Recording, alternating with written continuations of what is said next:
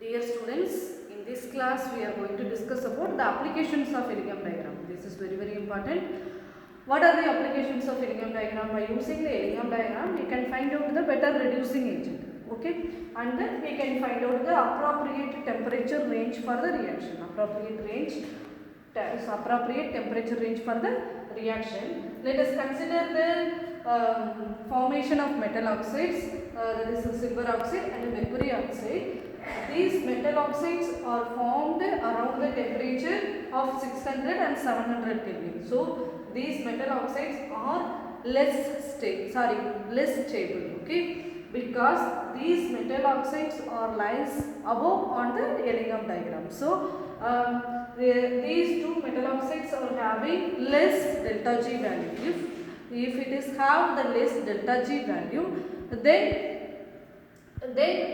these metal oxides are less stable. Okay, so we do not require any reducing agent for these metal oxides, because if you heat these metal oxides and it is decomposes into metals, and here the oxygen gas is expelled as a vapor. Okay, so for silver oxide and mercury oxide we do not require any reducing agents because it has less delta G value. Okay, let's see this Elingham diagram. In this Elingham diagram, the formation of silver oxide and mercury oxide is lies above on the diagram. Okay, so here these two metal oxides have less delta G value, so it is unstable one. So due to this unstable character, these metal oxides are easily decomposed into oxygen, and then we can get the pure metal. Okay, we do not require any reducing agent for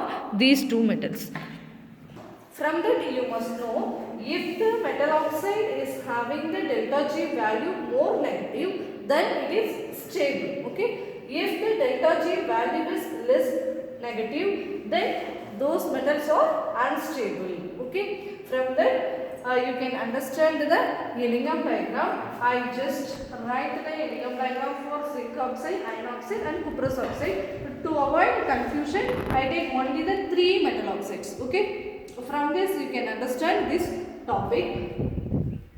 Let's see here. The Gibbs free energy for the formation of zinc oxide is minus 610, and the Gibbs free energy for the formation of iron oxide is minus 430 kilojoule per mole, and for cuprous oxide minus 310 kilojoule per mole. In this diagram, the zinc oxide lies at the bottom. Okay, so for among these three metal oxides, that is zinc oxide, iron oxide and cuprous oxide, the zinc oxide have more delta G value, more negative delta G value, because it is the value is minus 610. So the zinc is more stable than that of the iron oxide and cuprous oxide. Okay, so here the zinc can reduce the iron oxide and also cuprous oxide. What is the rule? A metal can reduce the metal oxide which lie above on it. So here the zinc can reduce the iron and the cuprous. For example, you consider the zinc oxide, iron oxide and cuprous oxide. The zinc oxide is more stable than that of the iron oxide, and the iron oxide is more stable than that of the cuprous oxide. Okay, this is a stability order. So but this iron oxide is more stable, so this iron is reduce the this zinc can reduce iron and also copper. Okay, let's see this reaction.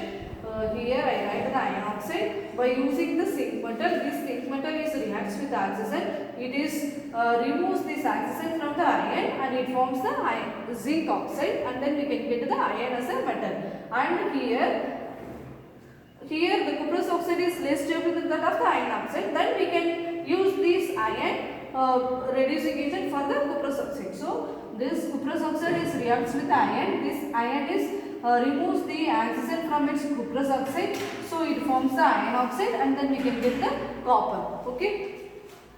This is the better explanation for the Ellingham diagram. You can see your book.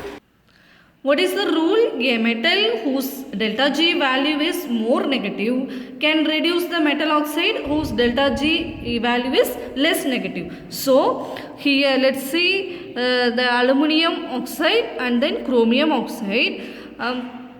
Here the aluminum oxide is having the more negative delta G value, and chromium oxide has less delta G value. Here the chromium oxide is less stable than that of the aluminum oxide. So we can use aluminum to reduce the chromium oxide. Okay. So what is the rule? A metal reduces the metal oxide which lie above on the diagram. Okay. So here the calcium is reduced magnesium, aluminum and manganese, chromium, zinc, etc. So here you can see this iron can reduce the nickel and copper and mercury like that. So what is that? The rule is a metal reduces the metal oxide which lie above on it in the Ellingham diagram. Okay, this is a rule for the Ellingham diagram. So by using this Ellingham diagram we can find out the better reducing agent. Okay, this is very important. This diagram is also very important. By using this Ellingham diagram we can find out the better reducing agent. From this chapter they can ask the 2 mark question, 3 mark question. Okay.